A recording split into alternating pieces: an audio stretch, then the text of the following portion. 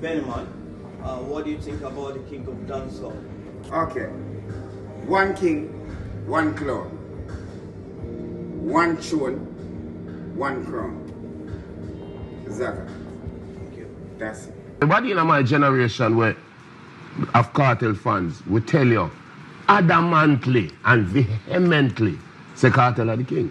So I don't know nothing new. I will be in show a lot, and sometimes I like to call myself the three-time world champion. Like Muhammad Ali, you know, because remember, you know, we are world champion before we get locked up. While we incarcerated, we are world champion. And now we're out and we are world champion still. Are three different era that, you know.